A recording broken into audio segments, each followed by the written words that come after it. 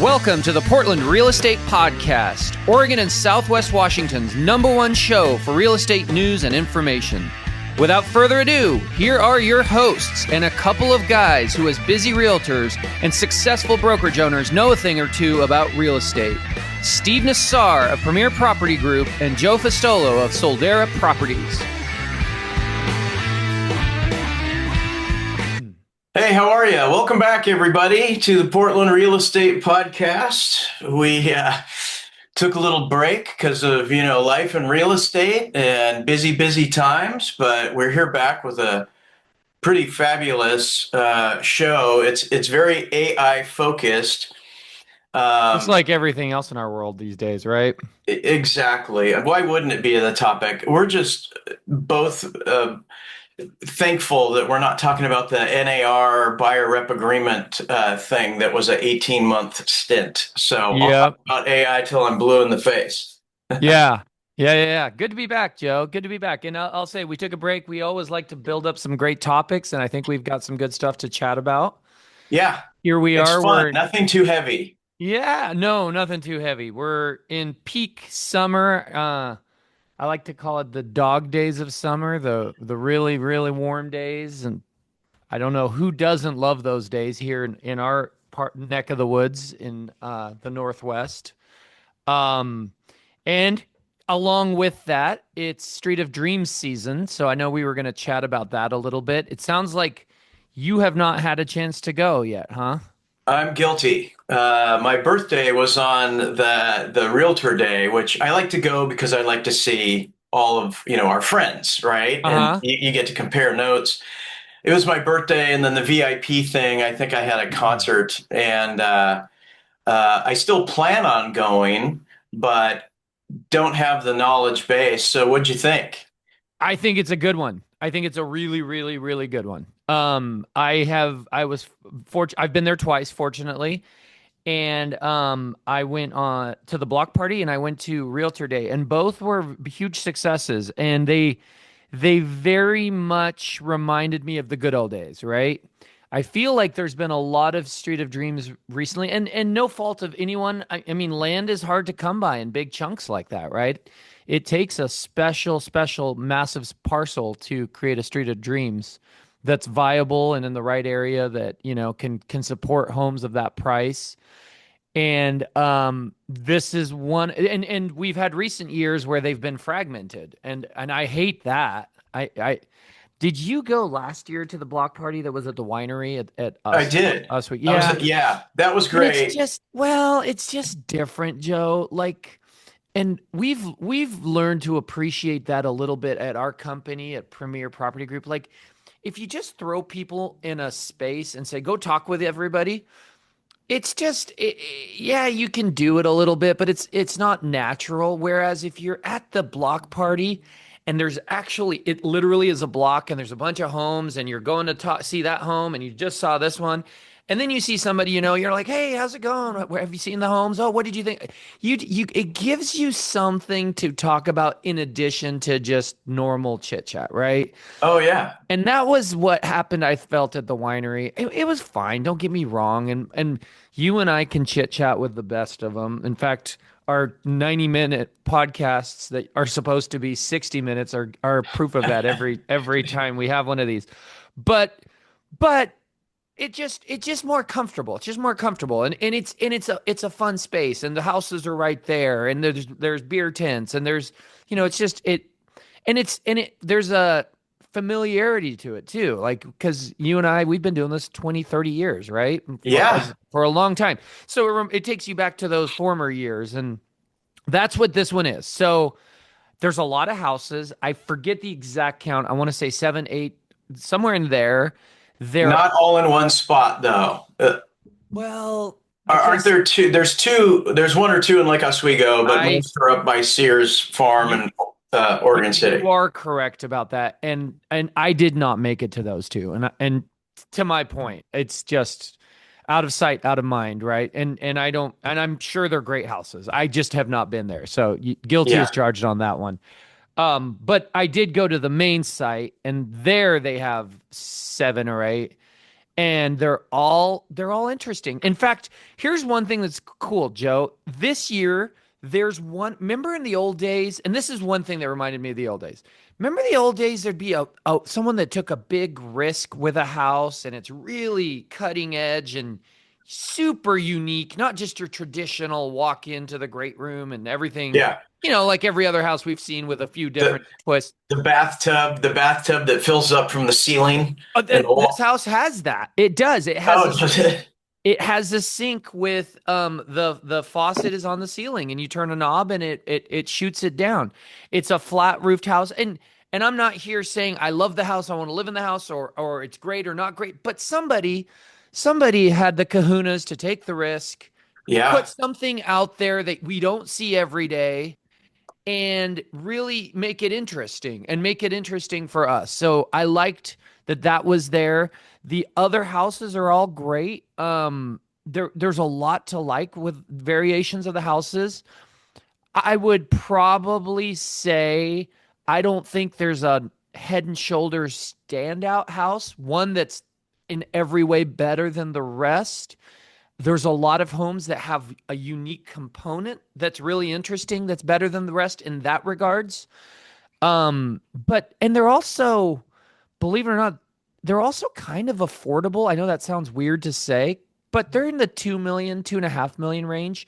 And I sell homes in Oregon City in that range. And so these are homes that could appeal to a decent segment of the population.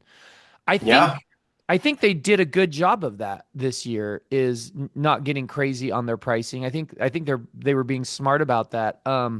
One of the agents in our company has one of the first ones there as her listing. It's Uh-huh. it's the one that was featured in the Oregonian as an all-female cast, right? The builder, architect, designer, listing agent, everybody. I think it's the first time there's been a female builder. By the way, Great. it was what the Oregonian said. So that was cool. It's also the 50-year anniversary, so that's good, right? To do it right on that big monumental anniversary was interesting. I definitely encourage you to go on a date night or some other off night and experience it. I don't think you'll regret it. And I've been hearing that from my friend who is the listing agent there, who's there all the time, by the way. She said they are getting record attendance this year, and it's getting a lot of press. I've seen a lot of the news stations out there, and so it's doing well this year, and that's good to see too. Yeah, I'll definitely go. And I think last year it was interesting because there were like 24 homes and the spread between Randy's $6 million home, and then there were homes that were like high nines, I think. So you have like a $5 million spread, and there were like so many homes. I might be wrong, but like in the 20s, and they were all over Interesting. the place. And you got to drive and figure out where to park. And so Ugh, yeah. I only went to the Westland, like Oswego area ones, and I didn't go see anything else. And this year, I definitely want to go see it. I like fewer homes that have a little elbow room. I mean, I know land is hard to come by, but if you have like 2 acre parcels and you got to build like a $4 to $5 million home there and maybe have six of them, um, I think that would be great, but the same builder is going to take down that land and the same builder is going to build all of them. So I think those days are over of having, a cool subdivision. Like the last one I really liked was the off of Rosemont, the Yeah. stone hinge or whatever they call it. Well, All of those houses were very, very well done. yeah. There's nothing in front of them, not to say that there won't be in the future, but beautiful You're home talking the 2013, right? Like this was a while ago. across from the winery. Yeah. Yeah, yeah, yeah, yeah. Tucker built in that year. Do you Yeah, remember that? Yeah, yeah. yeah. Yeah. That was a good one. The Pete's Mountain one, where Tumwater is, was a good one. I heard, and I heard through the grapevine, this isn't 100% fact checked, but I think there's truth to it. I think there's another Pete's Mountain or Stafford one coming, maybe even Ooh, next year. And I think I heard that they're going to be high price points. I think actually, your I next lean. house, Steve. That would be a nice next Earmark house. But one. yeah, no, that's a nice area, and that's an area that can justify, high prices, $4 or $5 million homes. So Yeah. that would be a good one. But yeah, I've always said, I mean, since we've been doing this podcast 11, 12 years ago, when Tucker and I started it, we would always talk about the Street of Dreams, and I always said jokingly that it's the Super Bowl of our real estate world, right? It's like where the best builders show up, the best designers, the best stagers, the best architects, the best, the best of everything comes together, vendors, to showcase what they can do. It's a fun event, and it's right there in the peak of summer. So yeah, I encourage all of our listeners, get out there, support the HBA, support, the people that worked so hard on this all year. That's what will make it a viable, event for the future when when And when they do you well. might find your forever home. Absolutely. Absolutely. Yeah. Good stuff. Well, let's talk a little bit about you want to talk about the market or real producers Uh, well, first? let's do both because I have a great quote from Chris Larson, who, if you don't know him, he's a local realtor, and he and his wife have Real Producers, which is Yeah. Yeah. a very realtor positive, realtor forward magazine. And Steve and I have both been on the cover of it. However, Steve has been on it twice, which is great. Congratulations, which I think was this month, wasn't it? It August? was. Yeah. Yes, it was. I was honored to be invited to be back on it again. It'd been 6 years, so it'd been a little while. Yeah, Um, and it's a fun and I like it. I want to give a quick plug to Michelle, their photographer. she's great. She's done my headshots the last few times, and she's done a few other side projects for me, and she is fantastic. And it's kind of nice because when they invited me to be on the cover again, I was like, gosh, it has been 8 years since I did my last headshot. It kind of gave me a kick in the pants to get out there and do some headshots. I was Yeah. actually I'll poke fun of myself. I've been called catfishing by a couple listing clients recently. I showed up and they're like, "You're a little grayer than your photo." I was like, "Darn it, I'm that agent now, so I need a new Yeah. headshot." Yeah. So Hey, this was my college graduation photo that I never changed. yeah.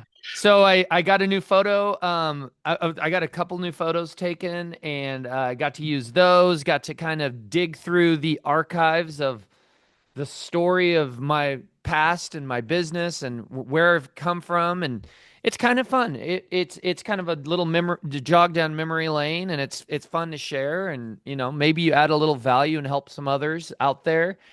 Um, it's cool. It's a cool It's a and very positive production. I mean, not only a magazine, but they have amazing sponsors. It's very realtor positive. It's very networking. Like we get together. So, I mean, honestly, you've been on the cover twice. I've been on the cover once, but actually, we've been on the cover many times because every year they have that get together that's right. on Yeah, the stairs. I just yeah, recycled a bunch of those the other yeah. day. Um, but it is terrific, and there aren't too many people, doing things in person. It's all like virtual, and it's just great to once in a while network with all the people that are schlepping real estate because Mm-hmm. Mm-hmm.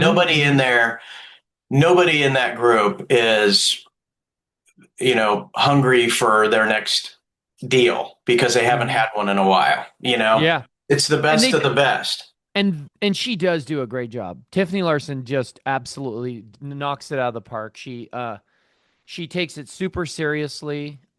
She's a extrovert. She's very, personable. She's out there doing the events. She's out there reaching out to quality people, getting them to support in the events, to finding good people for content for the magazine.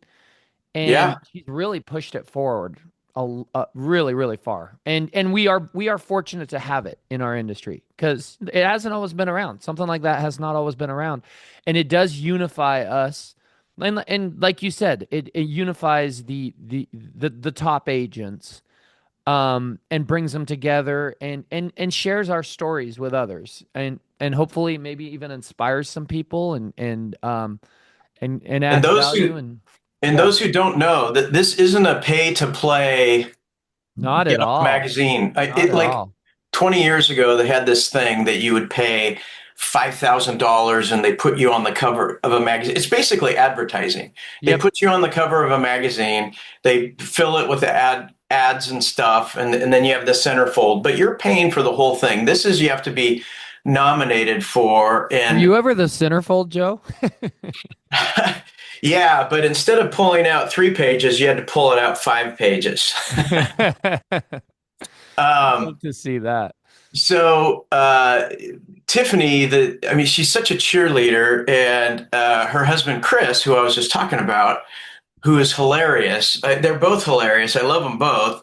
I was talking to Chris the other day about the market, and he has a listing very similar to one of my listings in price, and everything about it on paper is the same. And he said that he describes our market as like a multiple personality market. You list Good. something, you're like, wow, man, this is priced great. There's not a lot of competition. This thing's going to fly off the shelf. We're going to have multiple offers. You're on the market 85 days and you've had 2 price reductions and it's still sitting there, and you're shocked. And then you have other listings where it's on the market. The house needs lots of updates. You don't think the price is necessarily great, but you get like 3 offers and it sells for list or slightly there over. It's really weird. It's It it's is. it's I like couldn't agree slack more. tide. It's the tide's not coming in, it's not going out. It's just the water is really weird and it doesn't Yeah. know where it's going. I could not agree more, Joe. I absolutely could not agree more because I would even say just when I think the market couldn't get worse, then I have just a run of things going into escrow. And then just when I think, okay, this market's turning around, then it gets really bad again. And Mhm. it's a market of fits and starts, and it's a market of what you just said, like multiple personalities. I we had a little meeting in our office here yesterday, just kind of like our Tuesday mastermind of a lot of our agents, and I kind of did a market update, and I was pretty transparent with everybody, and I'll share some of what I said now. I was like, guys, in my 15 years now in doing this, selling homes, I just haven't had as many cranky sellers as I have right now. I mean, you can look when you have a listing, and you could be doing everything right. Not saying that we always are doing everything right, but we try, right? We've got good systems and good team members and good marketing. But you could be doing everything right. And if the house isn't selling, a seller has really two choices. They can look internally at themselves, their house, and their price, or they can start throwing daggers at you, the agent, right?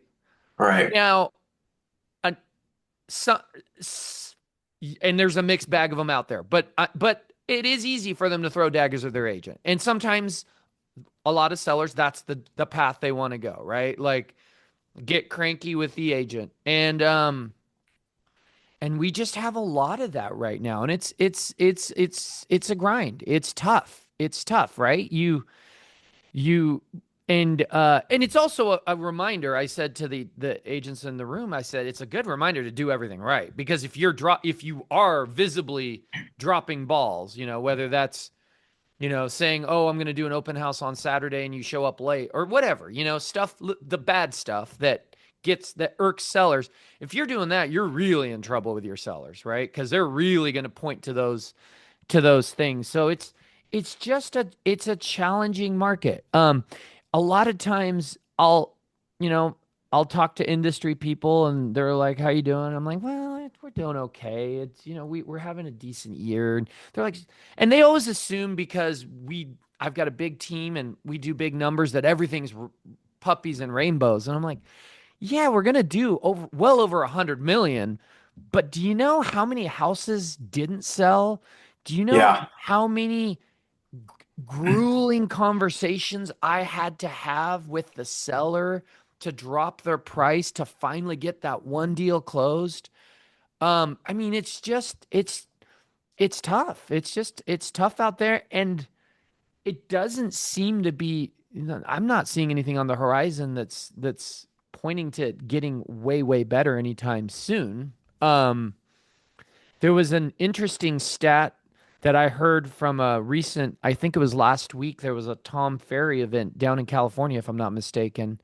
And Hmm. one of the guys that was there shared with me that they talked about how the last 4 years there have been fewer transactions nationally than there ever has been in 4 years. So and as realtors, that's how we make our money. When there's a transaction, we get a piece of it, right? Same with Right. mortgage lenders, same with escrow and title. So the entire industry, right? So we're in a 2003 and 2004 were dogs. We're coming off of like inflated prices, people getting, 150, 200 over list, 12 You mean offers. 2023 and 2024? 2020 to 2022, the COVID Yeah. years, Yeah. we went nuclear. 2023, 24, we had a big correction. Not a lot of real estate, and 80% of the lenders, got out of the business. We lost a bunch of realtors. I think that's somewhat good, thinning the herd and upping the professionalism a little bit. Um, but yeah, it's statistically, there's 10% of us that sell 90% of all of the homes out there. And that's what's great about going to the Street of Dreams. And you and your team sell more than I do, but I've been doing it longer than you have. So we probably, I don't know, have you closed over 1,000 homes yet? Yeah. Oh yeah. Yep. Okay. So I recently went over a billion. In the last couple years, I've gone over a billion in career sales. Yeah. yeah. Okay. So, and then there's probably the same old song and dance. Like, how many times have you had a deal with one particular broker? It's like, oh, I have another deal, and it's this guy again. Like, have you ever had like deals with? There's the same like 300 or same 500 people that you seem to do deals with in repeat deals and repeat deals, and these are the people you run into. I think what's going on with our market, and there's millions of excuses. The excuses are, gee, kids go back to school in a week or two, and this is everyone's last hurrah to have a vacation before school starts, and they go to the beach or Sun River, and then you got to get the kids a haircut and clothes, and there's all this convenient excuses about why things aren't moving. But what I've experienced is um, 1.25 million on up. Come on in, the water's warm. It's great. But anything close to a big benchmark, if you're like 1,050,000, the market is kind of wanting to wait to see it start with a nine. Mm-hmm. And the buyers really don't have a lot of uh, patience for a home that needs a lot of work. Even if it's priced correctly, they would rather it just be done. And a lot of our transactions have been cash. I don't do a lot of, I have done, bank loans, but so many more cash deals than ever. And I think there's lots of reasons for people overpricing. In the past, we had the Russia, Ukraine, we had the Iran thing. Those are big, like, stops to our market when something big's going down. But aside from that, a lot of people look at the comps through history, and then that's how they develop their pricing. But I don't know that they analyze it as good as they should. They look at what has sold, but they're not really screening it for, well, 6 months ago, the market was significantly different than it is now. So I need to adjust. But that brings you to today. You also have to project what's going on in the next 3 to 6 months, right? Mm-hmm. Are we trending up? We trending down? We staying the same? Beyond all of the analysis, sometimes when you're competing for a listing, you go up and, gee, Mr. and Mrs. Seller, your house is worth X. But then the other one or two brokers they're interviewing is like, gee, Mr. and Mrs. Seller, I can get you X plus $50,000. Well, to a seller who doesn't know better, that's like, gosh, if he can get us 50 grand more, that covers all the commission and we still net more than what Joe says. But Mm-hmm. gravity isn't different for people, right? Mm-hmm. It's Mm-hmm. if market value is a finite number, the highest obtainable price you can get within a reasonable amount of time. This guy over here, his market value can't be higher. Of course, there's better marketing and things like that. So Mm-hmm. that comes into effect, but market value is market value. And if the guy comes in to buy the listing at, let's start 50 grand or 100 grand higher, uh, the seller just needs to kind of step out of the vacuum for a moment and think that's not going to happen. The guy wants the listing. He's going to beat me up in a month for a reduction, beat me up in 2 months for another big reduction. And then we're where Joe says we should be. And then we're going to get less than that because we've been on the market for 5 months. So, Mm-hmm. Mm-hmm. um, I do think it's still a good market for well-priced homes where you don't have lots of competition. Yeah. I was talking to someone else the other day, and they were asking me how the market is, and I was telling them I was telling them a lot of stats that apply nationally, right? Like people have their 3% mortgages and they're handcuffed to them, and they're only moving if they really have a dire situation or job change or something massive. I think the saying is that it's the D's, right? Diapers, divorce, death.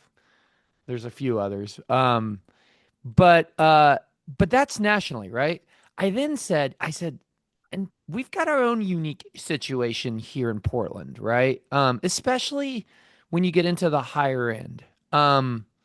There's definitely, and especially in Multnomah County, I'm seeing houses like in Forest Heights, Multnomah County, that are turning at numbers akin to what they sold for 20 years ago or 15 years ago. I mean, there's Mhm. very little appreciation, very little. Now, the good news is they do eventually sell. It's not, it's not a game of musical chairs with no one to sit on the chairs. There are people buying those homes, but you got to make the prices super compelling. You almost have to price them under the comps. And it's just soft. It's just soft. And while that's probably ground zero for where this for the higher end being soft, it's still similar in Clackamas and Washington County. I mean, there's just a lot of money moving out of the area and out of the taxes and out of True.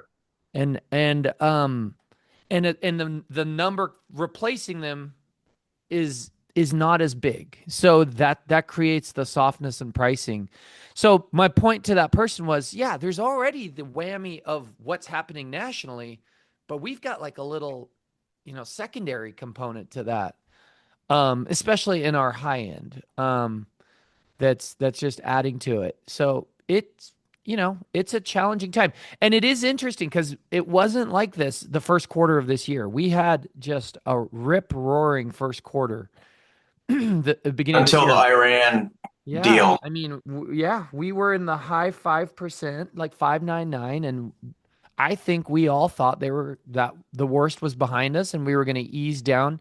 You know, the new Fed chair was slated to start, which he has now started, but he's limited on what he can do without, going off the rails because of inflation data and oil prices and all sorts of other macroeconomic issues.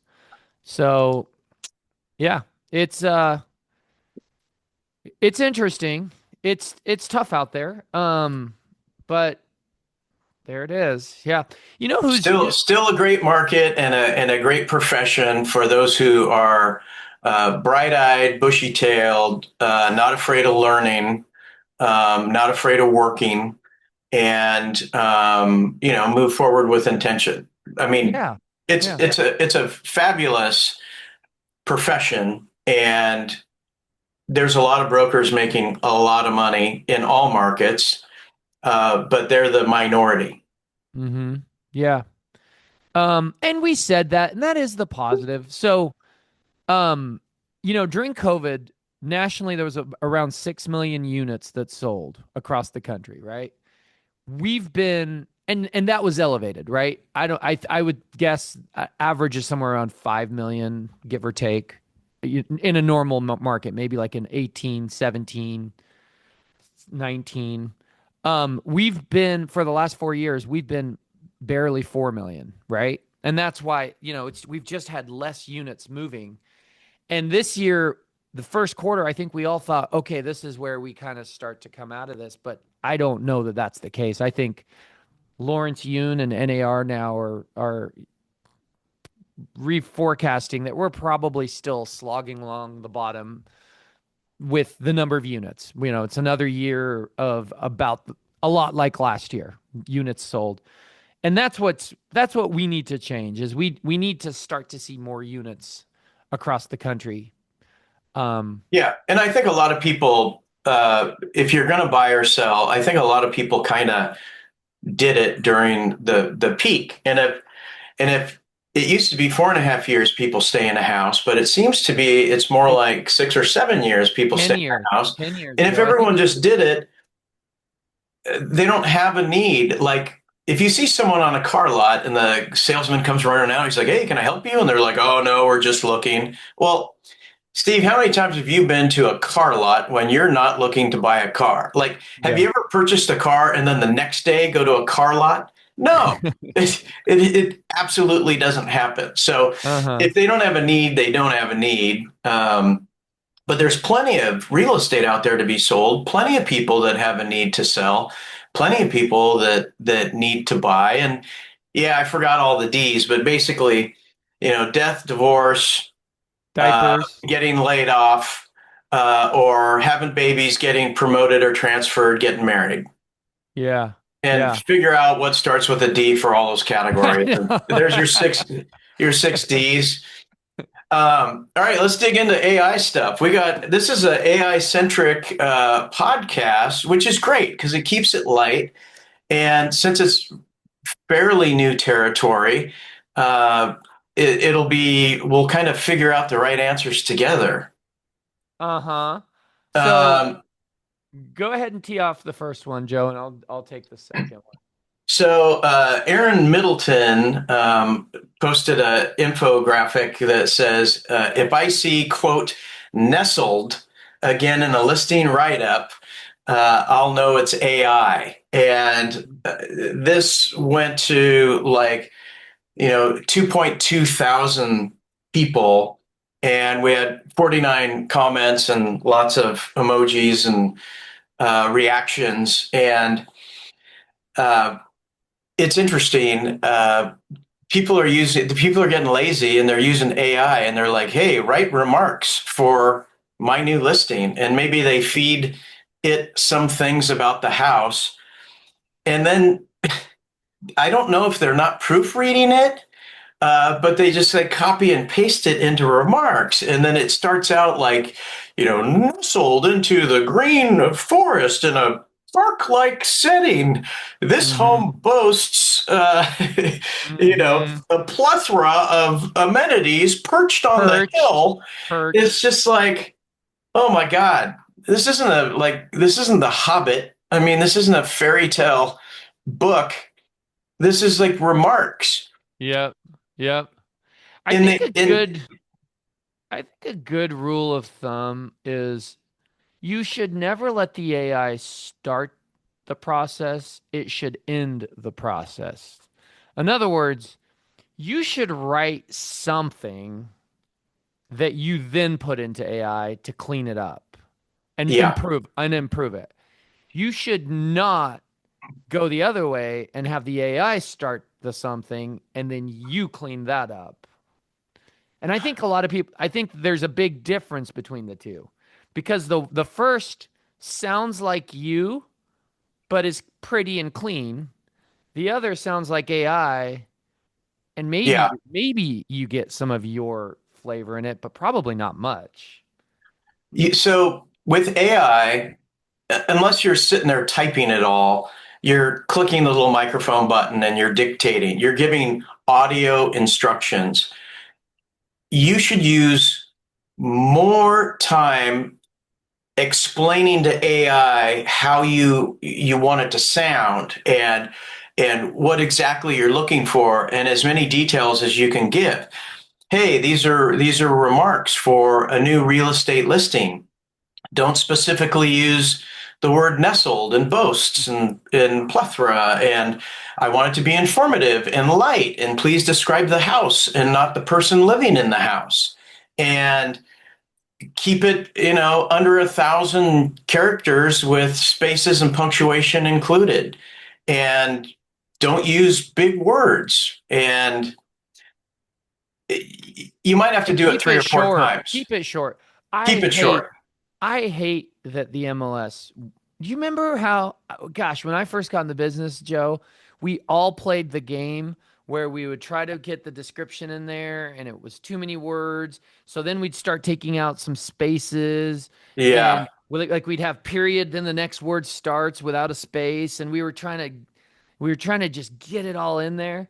Yeah. But those descriptions were short. Now, I'm not saying they shouldn't have made it a little bit longer than that, but now you get these gigantic paragraphs. And for those of you that are listening to the podcast and not watching me on video, I'm holding my fingers very far apart as I'm describing how big these paragraph descriptions are. And I, it, it's just too much and it's a lot to read. And I think too much ends up not getting read at all by a lot of people. I know there's times when I'm at appointments and I'm looking at comps with my seller and I'm like, oh, I want to see if this house had an ADU. It looks like in the photos they did.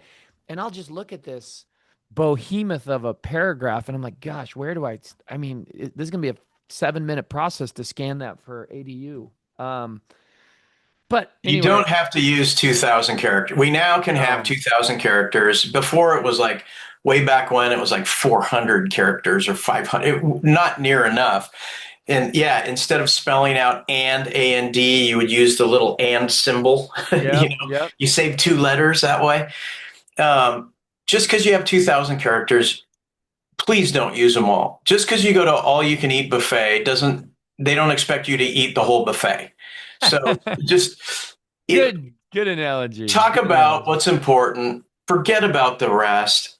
Everybody glazes over the BS like, hey, wood burning fireplace, perfect for, cozy gatherings while watching TV. AI's adding all this extra stuff. I think they just need to know there's a wood burning fireplace. Yeah. They can Yeah. figure out the rest, right? Uh-huh. Uh-huh.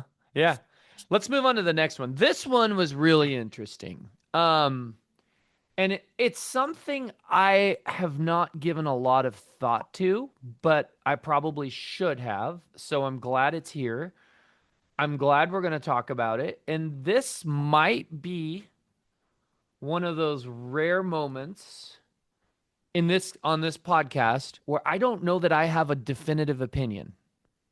Meaning like I might be waffling on this one. It was Scott Dallinger's post. I hope I'm saying his last name right. It was August 3rd. And it's about AI. And he Mm-hmm. says, Masters, is it legal to post AI generated photos of houses with non-existent improvements? I am a buyer searching through listings and I'll see sometimes AI photos showing improvements that weren't real. And I think it's BS. I understand virtual staging, but showing me photos of the house as it doesn't actually exist is confusing, manipulative, deceptive, waste my time, and I'm wondering if it's illegal. And then he has a photo of a house and it does show the house as it exists. I'm guessing they're two separate photos or something. As it exists in its current form, and then there's a secondary photo with a very much improved house, including the yard and beyond. Run through AI. It was Run run through. through AI, Yep. and they said, "Hey, give us potential of what this house could be." And they did the big pillars and the wood beams and landscaping and a new front facade, new windows, and it's showing you what this house could be with Nice garage door, new little paint. effort. Yeah. Yeah. Yeah. Yeah. First of all, Joe, does RMLS allow this? Do you know? Um, I I got the don't know. I think I got the sense it does not, but I could be wrong. Because the first comment says, per RMLS rules, RMLS has long required listings be accurately represent the property and prohibits deceptive or misleading advertising. Uh, let's see. Hang on. RMLS requires anything like staging or what is describing to be highly visible, labeled as virtually staged. I know that. We know virtual staging is allowed. Um, this because I think in reading these comments, this was a Central Oregon house. I think it was Oh, it was in Bend, and I think theirs allows it. I was, well, while you're reading these things, I was on a seminar the other day about AI and lawyers and the law. And guess what? There's going to be a ton of lawsuits about AI. First of all, you type something into AI and it goes to the internet and it kind of crowdsources all the information on the internet and comes back with your answer. And that helps you with getting a more complete source of information. But if you're typing in confidential stuff like your seller's name and prices and things like that, that is an open source. And so you do not want to be putting in specific names and addresses. And you got to be very, very careful about what you put in AI because we have a confidentiality. And if you're asking AI to do something which is not a confidential platform, then you could very well be sued. I could tell you what, if you're going to run this through AI, I would have virtually enhanced all over that Yeah, photo. There's everybody no agrees way on you would that. be able to miss Yeah, it. You would yeah, say, projection, this is virtually enhanced, showing you what it could be with, little effort. I would make sure it is abundantly clear because if it isn't, you're going to have one person that's going to buy it and then sue you and say, well, yeah. hey, what about this photo? And the general consensus was that, Joe, everybody agreed that it's got to be very, very obvious. And in this example, that was the case. They did have there, and somebody zoomed in on it, that it said AI enhanced on that photo.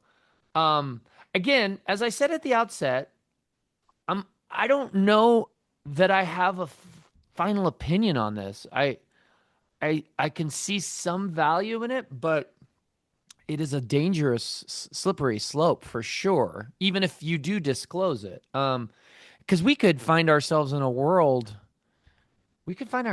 where there's more photos showing what the house could look like than what it does look like, and I don't think we want to be in that world, right? We don't. But the other thing we also know is some buyers don't have vision and they don't know what they want.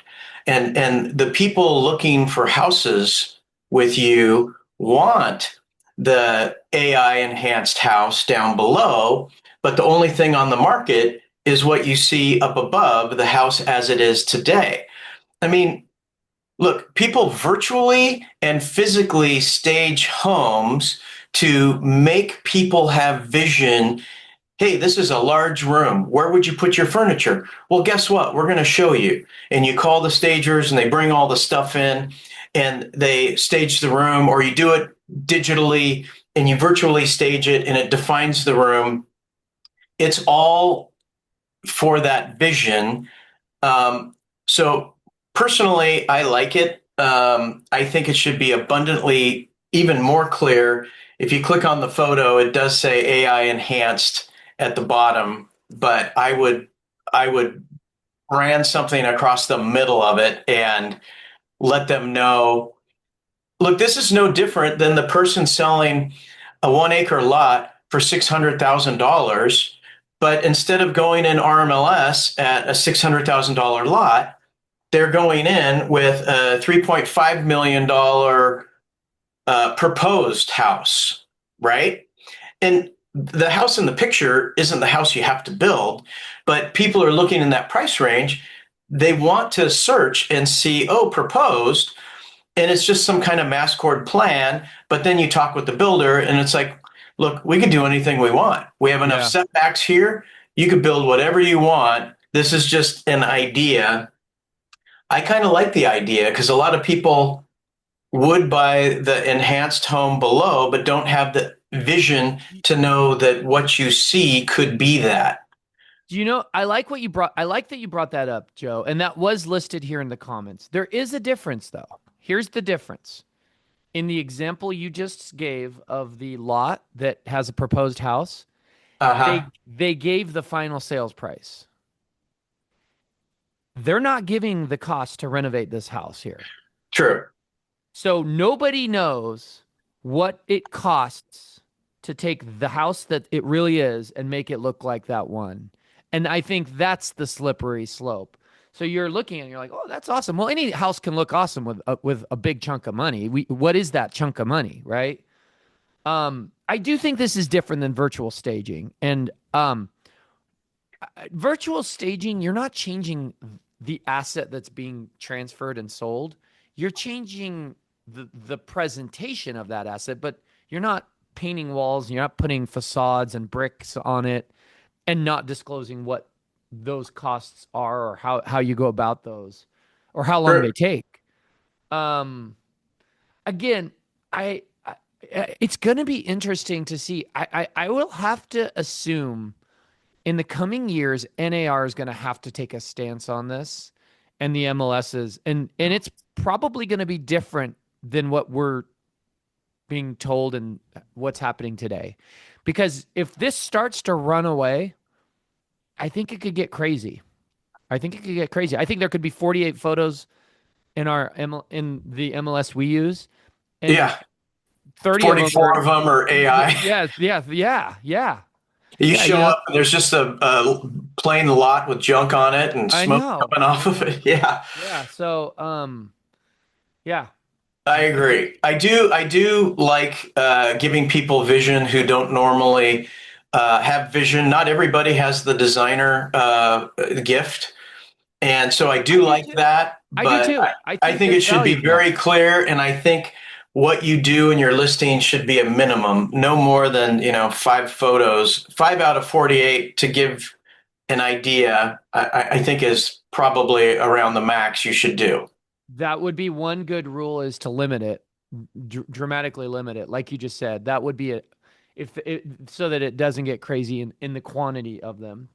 And, Um, there's something for when they get there, you want them to look at it and not be disappointed. Like some of the photographers I've had in the past, they take a picture of someone's living room and it looks like it could be the size of a pickleball court. And it's because of a fisheye lens. And then they go there and they're like, oh gosh, this looks way smaller than it looked online. And I kind of want people to go and expect kind of what they see online. It's like I want the pictures to look as good as possible, but let's not exaggerate the view. Let's not exaggerate the size of the room. They're going to look at it in person, and I don't want it to be kind of a big disappointing letdown. And I think you can go a little too crazy with what the house could be with I agree. these AI enhancements. Yeah, pay attention to this subject. This is a big subject that's new, and it's going to be interesting what happens with it over the years. Let's jump to staging. That's our next topic. You posted this one, Joe. Why don't you tee it off? I was actually, I have to, I have to tell you, Joe, 99% of the time, you and I agree on stuff. I disagree with you on this one. Yeah. You're a virtual staging guy. I did not know that about you. Well, it's there's a little backstory, Go but ahead. I'll read it just Read because what you posted I and want then to share read your what I thoughts. posted Yeah. and not ad lib. I'll just read what I Okay. posted. It says staging versus virtual staging, what works best? There are benefits and drawbacks to both, and much of the debate seems to come down to cost, convenience, and the buyer's experience. Does physical staging make a home feel warmer and show better when buyers walk through the door? Is the money spent worth the return, or is virtual staging a more efficient way to attract attention online while allowing the home to feel larger and more open when buyers arrive and see it vacant? What are the pros and cons on each? Please share your thoughts. And wow, was I the black sheep on this one? Um, Everybody kind of loves actual staging, where they bring in the furniture. And I'll be the first to admit, look, you walk into new construction, they have really cool furniture. Maybe it's like smaller versions of furniture. So the nook looks bigger and the living room looks bigger. It does look great. But as realtors, oftentimes it might take many months to get the seller ready to get photography and then to get on the market. And lots of times they just kind of want to get on the market. And so some of these staging companies, depending on the overall value of the home and size, you can be paying 2,500 a month, 5 grand a month, 7,500 a month. I don't think it would be that much a month. That sounds very, very high Well, monthly. it depends on But how many rooms the you, upfront, yeah, the yeah, upfront. how many you rooms you stage. Sometimes there's a minimum amount of time you have it staged. There's also rules whether someone could be living there while it's staged. A lot of them don't have the insurance for someone to be sitting on the staged couch. It's got to be completely vacant. There's all this stuff. Anyway, um, I think when you take a vacant house and there's rooms there that you can define with staging, virtually staging it, you have an infinite number of different styles of furniture. So if it's a 50s home, you could do mid-century modern type stuff. If it's a newer home, you can do, your crate and barrel and pottery barn, all that stuff. You can pick it and you can design it until you find something that looks warm and inviting and comfortable. And there's not the seller moving completely out of their house to call a staging company to move all the stuff completely back into the house. And I think for just efficiency and wanting to get on the road, I prefer the digital staging, but everybody else prefers the actual physical staging. And I take it that the sellers are the ones paying for that, not the realtor, I'm suspecting.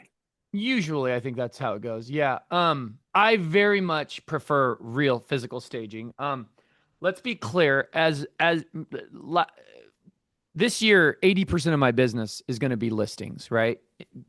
Go back Mm-hmm. and real producers talked about this, right? If you go back 9 years ago, 8 years ago, I was heavy buyers, and I've transitioned to heavy listings and a lot more higher end. One of the most important tasks a seller entrusts us to do when hiring us as their listing agent is to oversee and quarterback the presentation of the house, which is hugely important. It's important. It's one of the pillars of what we do as a listing agent. It's important for the buyer when they get to the house, and that's where I think virtual staging lacks, right? Obviously, Yes, I it's not agree. there when they get to the house. But it's also important for the marketing that we put out, the media that we put out everywhere in the universe to hopefully get them to the house. Um, and the staging is such an important component to this that in full disclosure, I actually invested in a staging company. I don't even know if you know this, Joe, about year and a half, 2 years ago, I became an investor in a company which I rebranded as I oversaw the rebranding of it as White Glove Home Staging and Improvements. And Hmm. I did that because it's just such an important part of what we do. And I was seeing challenges in with other staging companies who were not doing stuff that I thought was important. For example, outdoor furniture. I had a beautiful listing on in Forest Heights with this amazing deck with gorgeous, gorgeous views a few years back. And I begged a well-known staging company here in town to put some outdoor furniture out there, like help me showcase what this deck can look like. And it was like May, it was heading into summertime, and they him hawed, and I pleaded and I charmed, and I never got the outdoor furniture. They said, "Oh, we just don't do that."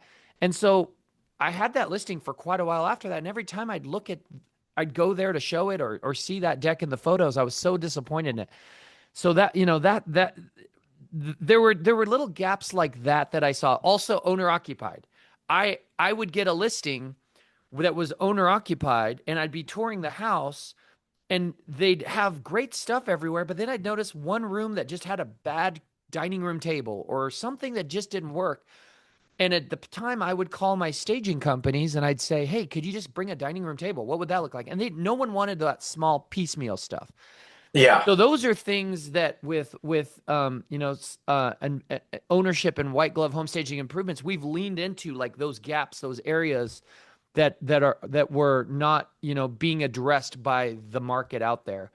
I think it's hugely important. Staging is hugely important, better over virtual staging because it's there, it's real in the house. Statistics show that all else being equal, if a buyer goes into two houses that they like, maybe like enough to they want to write an offer. If one is vacant, and by the way, when you virtually stage a house, it's going to be vacant, right? When you get there, Right. it's going to be vacant. Yep. They will spend less time there to the tune of a fifth of the amount of time, as opposed to someone that goes into a house that they like and it's furnished. And that's not mind blowing. I mean, think about it. The house that's furnished, they can sit down, they can talk to their agent, they can visualize themselves, they can see the spaces. There's more to take in. Um, so I mean, the stats show that if a buyer goes into a vacant house that they like and that maybe want to write an offer on, maybe they spend 20 minutes there on average. Whereas if it's a staged house, they might spend an hour there. They might sit down and start talking about the offer that they want to write and the terms and the conditions of it. So staging is just, I think it creates emotion when they're in the house versus just a logical transaction, right? And sellers win as emotions are flying high. If a buyer's in a house and they start to emotionally connect to it and they really want it, that's when they're going to pay top dollar. If they go into a house and it's empty, it's cold, it's harder to visualize, then it becomes about logic. And logic is like, hey, what is this house? How many square foot is this house? That one across the street was this many square feet. Okay, I'll offer this. That's a logical offer versus, hey, Mr. or Mrs. Realtor, I love this house. Let's figure out how to get this house. Staging's powerful stuff. It's one of the most powerful things we do. And I'll leave it with this last thing. The other most powerful thing that we do as a listing agent, in my opinion, is the media that we create of a house, right? The photo quality, the video quality, the content, the print pieces, the signage, everything we do, that's the marketing, right? But if the presentation of the house isn't top notch, isn't its best, you could bring the best photographer in the world to a house that's disheveled and has socks and this here and clutter and this and that. Yeah. What difference does it make? What do they do? Right? You may as well have brought us a mediocre photographer. You So, catfished them. so presentation of what we do to a listing is the pillar. It's the most important thing we do, and hence why I wanted to, have an influence in that process with a venture that I took on here recently in Well, the that's last. interesting. And look, I am at the far minority of digital state. Come Like, come to the bright side, Joe. yeah. Call me I'll hook you up. We'll start staging your houses. We'll show you the water's warm. It's very nice over here. I'm not totally against it if, the seller, if A, number one, we have the time, and B, the seller is open to it. I'm not against it. But so many times getting the listing as a photo finish, the seller gets out, we get, photography and we want to go live on that Friday morning. And we don't have time to wait for a staging company and all that stuff. But I'm That's not that. fully against it. I just like that you can take a couple rooms, define them, post it as, virtually staged. And I get it. Our job is to get them there, and then they have to fall in love with it while they're there. Can I give you a great idea? Yeah. I'm not opposed to what you're saying, and I think there's a healthy hybrid model. Okay.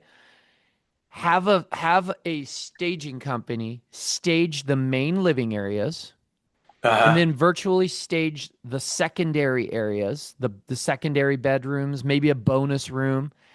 Do those virtual staging. And here's another cool idea that we've implemented a few times. And I actually want to do more of this because it's something that I'm toying with and I like.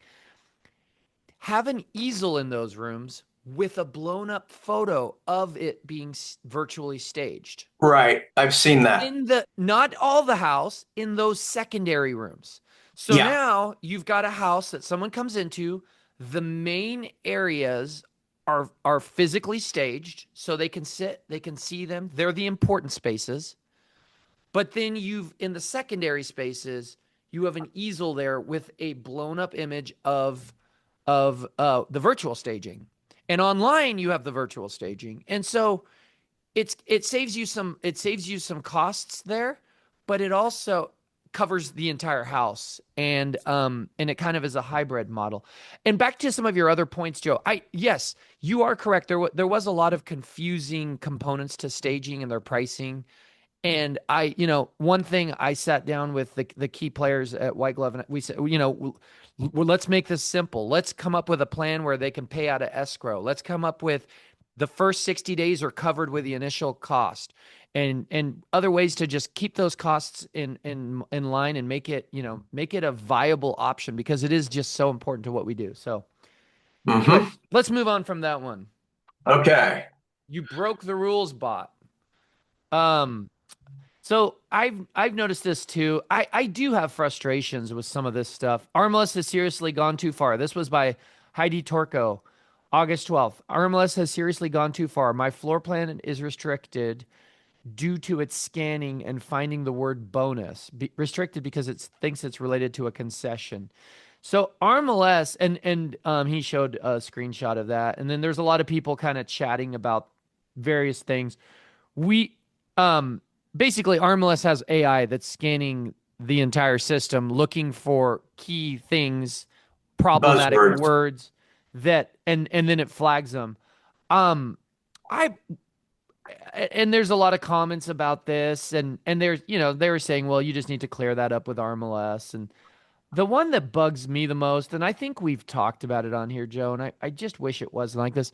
I hate that you can't show, like, I have a listing right now that's in Mountain Park. It's 2 minutes from New Seasons, Mountain Park in Yeah. Lake Oswego. And it bugs me that you can't show a drone shot and show the house and then just say New Seasons. You have to Yeah. kind of play this cryptic game of nearby shopping, and then you have to blur out the word New Seasons.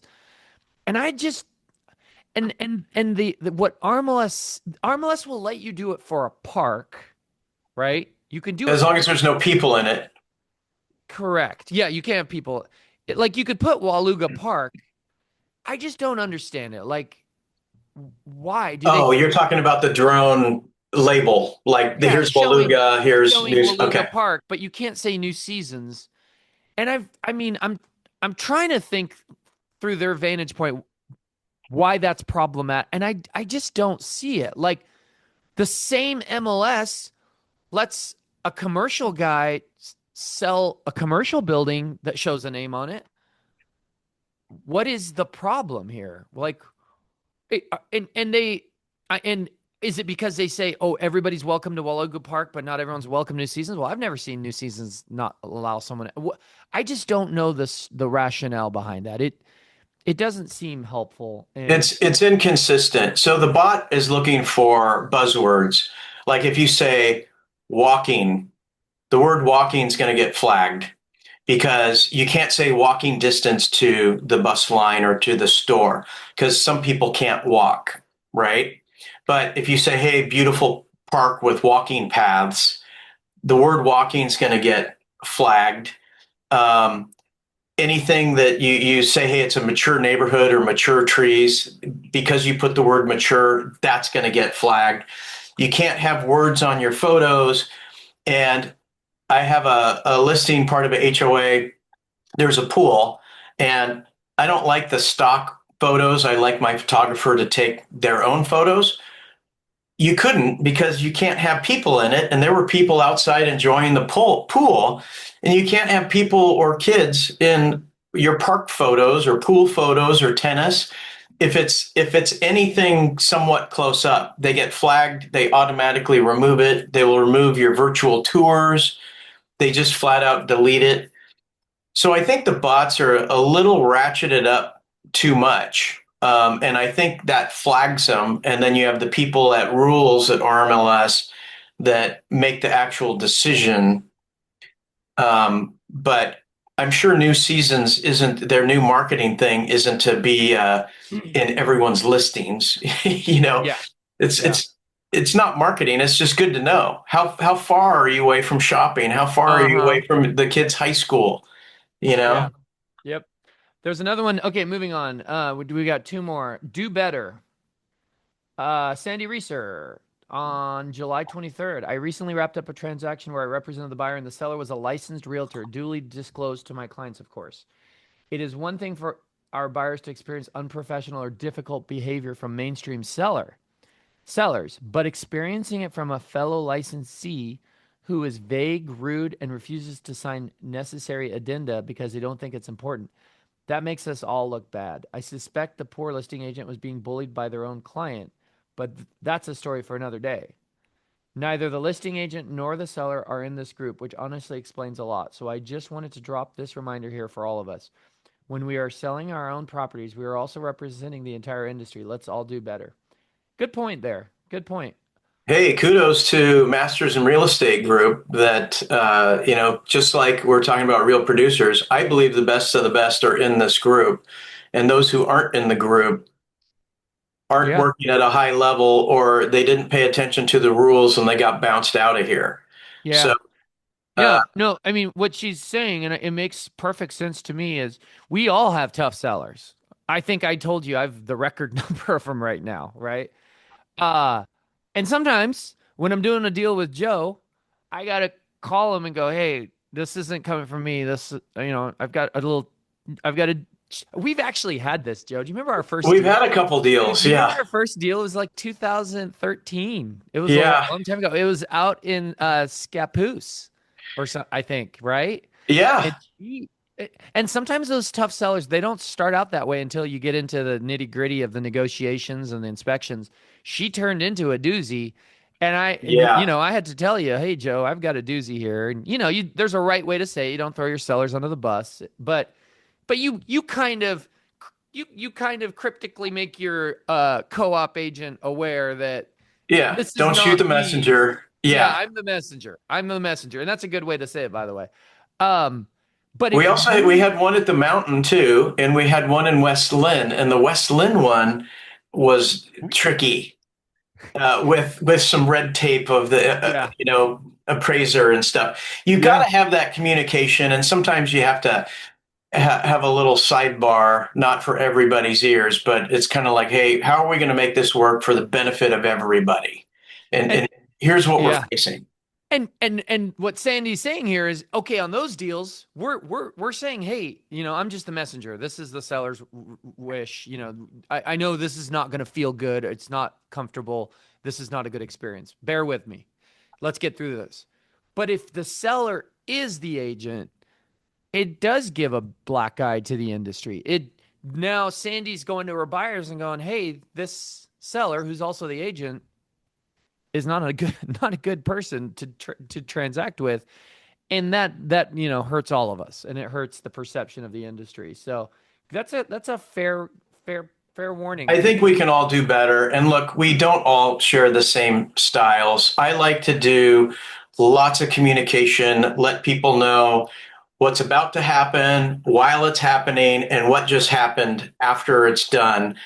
I like to be completely transparent and I like to be efficient. When we draft an addendum, if we got to do a rent back, if we got to, change a closing date, if we're including personal, I mean, I like to be efficient. And some people are like, just send it to me. Let's not talk so much. Just send me your addendum. And I think you're going to spend more time rewriting other addendums rather than doing it right the first time.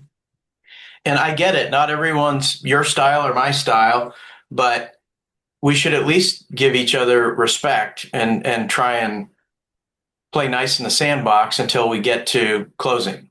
Yep. There's one more, Joe. Why don't you tee it off? You see it there? Zillow in history. Oh, yeah. So as portals changing the way buyers think about listing, well, this is long, but so all the secondary third-party websites, your Zillow and your Realtor.com and your Trulia and Estately, they are now posting everything. Hey, the seller tried to rent it for 6 months a year and a half ago.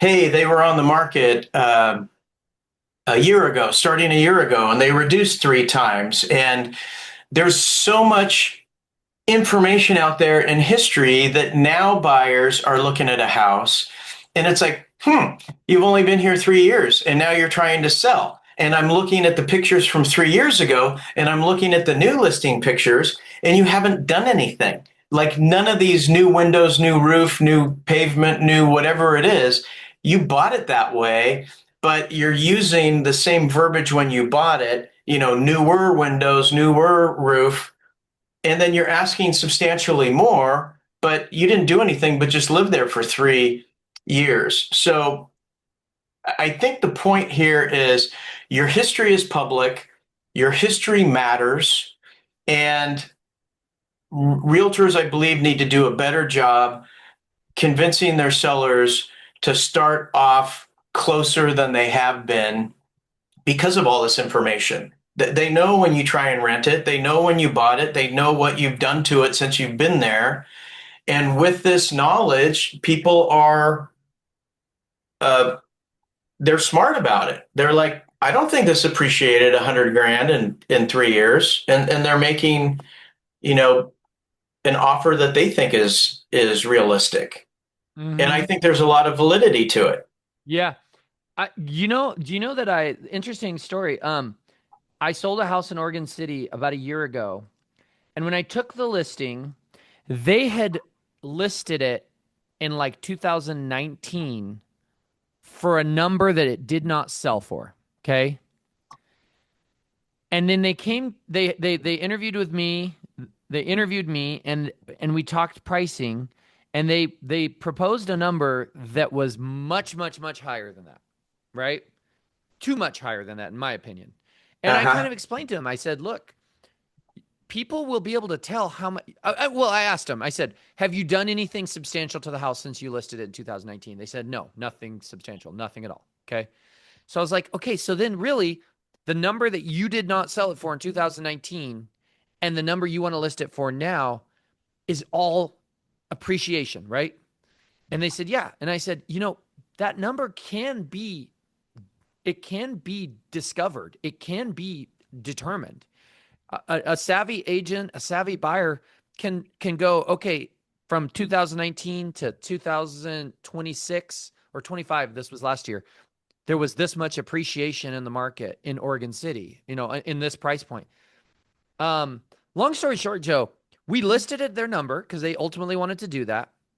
We were in negotiations with a buyer who ran it, I believe, through AI, like Chat GPT. And they, in their counter, and the deal didn't stick. They said, this is the highest we're going to pay because we know that appreciation from 2019, when they tried to sell it last to now, is no more than X in this market. So, there is truth to what you're saying. I mean, the those details do matter. They do matter. There was an interesting component because there was a lot of chattering back and forth about what the house sold for last and how that affects the value. And I liked this comment by Jenny Rietstein, I think is how you say it. She said, I always go back with what if they paid zero for the house? What would you think it's worth then? In a nice way, and then explain why it doesn't matter what they paid or didn't. And that's talking about people who are seeing on these search sites like Zillow what it transferred for at some prior sale. Yeah, it's brilliant. It's That was what a if good, you that was a inherit a good house? comment. That was a good comment. It doesn't matter what you paid, what you have into it, none of where you're moving to, and the cost of living is higher there. None of that matters. The buyers want opposite of what the sellers want. They want the biggest and best house, remodeled house for the lowest price. That's what they want. The Yeah. seller wants the most they can get, sell quickly, no repairs, no credits, a free rent back, all this other stuff. Somewhere in between is market value. And to dispel a lot of the myths to the sellers, nobody cares what you paid for your house. Nobody cares how much money you spent remodeling it. Nobody cares that you're moving to Seattle and the cost of living is higher there. That isn't relevant to real market value. What matters is what is your house worth in today's market, given the competition for what people can choose from? Where are you? And that's what anyone cares about. And so, yeah, history doesn't always make sense if you have a free house or there's no history. But those that have long history, it's going to be fully transparent to everyone. And I mean, look, if you're a buyer and you see that something was on the market last year for 9 months and then they took it off in November and went back on the market in March, and now they're at $95,000 more than where they left off and they haven't done anything to it. I mean, I already know what I'm going to get. I'm going to get the same house that it was last year at a lower price. So their price is really wrong. I already know that. And the buyers do too. They're not dumb. Yeah. Well, I think we got it. We got to it all. I think so. Good show. Good to be back on. Thank you to our audience for listening. Yeah, that would be a wrap. Get over to the Street of Dreams. Keep your head down, keep working. It's tough out there, but that will change. There will come a day that changes, and we'll be thrilled. We'll be thrilled. Yeah. And it'll be good, and there'll be a lot less of us in the business because that's just a reality of what's going on. All right, guys. Thanks for listening. Make it great.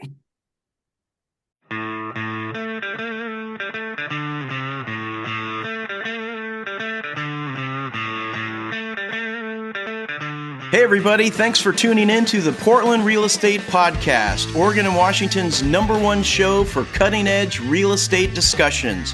Also, I'd like to give a shout out to the members of Masters in Real Estate, a private and exclusive Facebook group, and the #1 source for all real estate topics.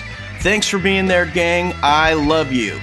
Finally, I want to thank our faithful listeners. Without an audience, we're just two guys talking to each other. Make sure you hit the subscribe button so the new episodes automatically come to you. Make it great.